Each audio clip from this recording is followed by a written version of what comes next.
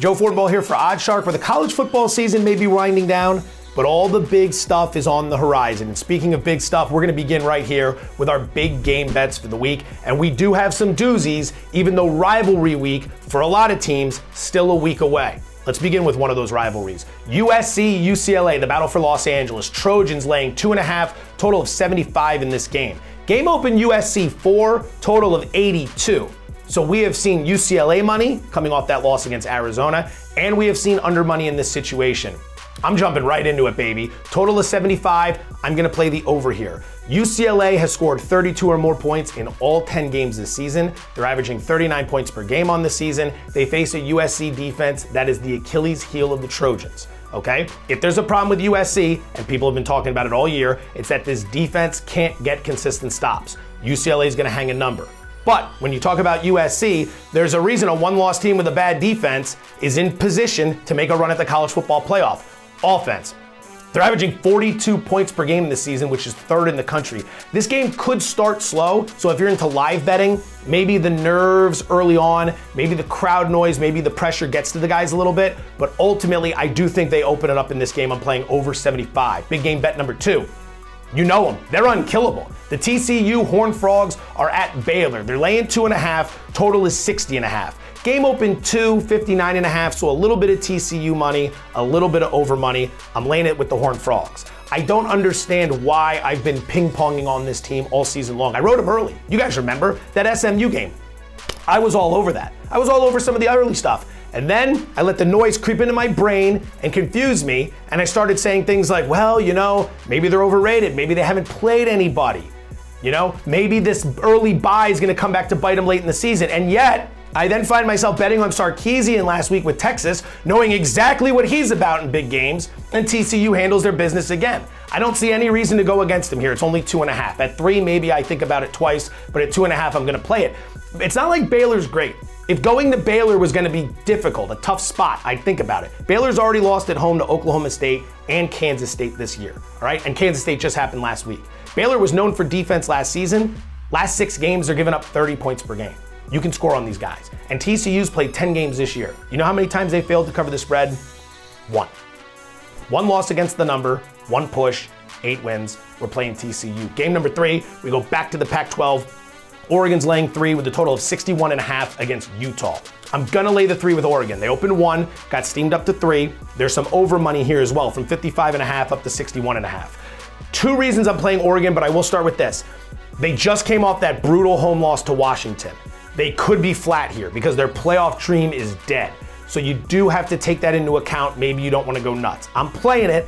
I'm not playing it huge, but I do like it. Here's why. 2 factors. 1, Utah at home versus Utah on the road, 2 very different things. Utah at home this year, 6-0 straight up, 5-1 against the spread, scoring 41 points per game.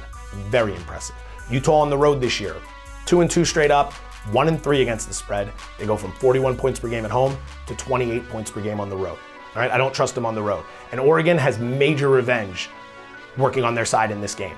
They played Utah not once, but twice last year, including the Pac-12 championship game. They were humiliated in both games, so keep that in mind. Those are our 3. We're gonna play over 75 in USC, UCLA. We are gonna lay the 2.5 with TCU. We're gonna lay the 3 with Oregon. Now, there's a few games out there I want you to keep your eye on. Trap games. Games that people could say, oh, I'll lay the big number here. No big deal. These teams are great. Careful. We begin with Notre Dame, laying 21 points against Boston College. Yes, Boston College has stunk this year, but they did just upset NC State last week, showing signs of life. Very precarious spot for Notre Dame. 4-game winning streak, which includes a big upset win over Clemson. They survived Navy last week. They go to USC next week. You could be up 24, 28 late in this game. BCU slides through the back door. Keep that one in mind. Trap game number 2. This is an obvious one. Ohio State laying 27.5 at Maryland. All right? Why don't we want to bet Ohio State? They got Michigan next week, the biggest game of the season. Last 8 years in which they've played Michigan, the week before they're 1-7 against the spread. That's all you need to know. Ohio State, 1-7 against the spread in their last 8 games the week before Michigan. So I'd be very careful there. Maryland plus 27.5 looks appealing. And then finally, you knew it was coming. It's Michigan. All right, similar situation. In fact, pretty much the exact same situation. They're playing Illinois. They are at home, not on the road. They're laying a big number here. All right, they're laying 18 points. Jim Harbaugh, 3-3 against the spread the week before playing Ohio State in his career. So he's not terrible, but he's not profitable. And he's going up against an Illinois team that people can overlook. Got off to a great start this season, lost back-to-back games to Michigan State and Purdue. So it's easy to overlook them, but they're a top 4 scoring defense, allowing under 14 points per game. All right? It's going to be tough to cover 18 points when the team you're playing is only giving up 14 a game this year, essentially. It's like 13.8. I would also look to the under in that game as well. So those are the trap games. Be careful. Now the moment I've been waiting for. I don't know how many of you realize this, but the People's Parlay finally hit this past week. We've been trying all season long. We finally got there. You sons of bitches, you did it. All right, we had a little theme. It was home dogs. Play them on the money line or with the spread, but that's what we asked for on Twitter. And we'll be asking for People's Parlay picks again this week. So keep your eyes out. You'll have a chance to jump in. But at _fake_Danny took the Pittsburgh Steelers plus 1.5. They won outright. At primetime, SC2 took the Green Bay Packers plus 4.5 against the Cowboys. They won outright. And then Farmer Scott took Ole Miss plus the 12 against Alabama. Almost won outright.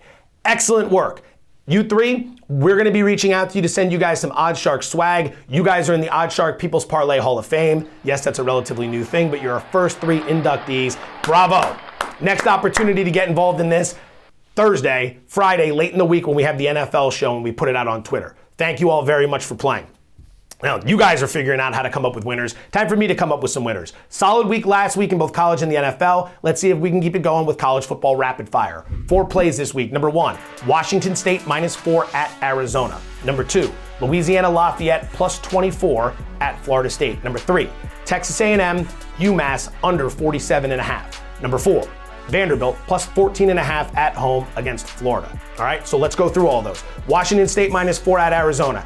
Arizona has been terrible this year. They just went to UCLA and upset the Bruins. This is going to be the flat spot of all flat spots this week. I like Washington State to go in and catch an Arizona team that's probably still partying after ruining UCLA's season last week.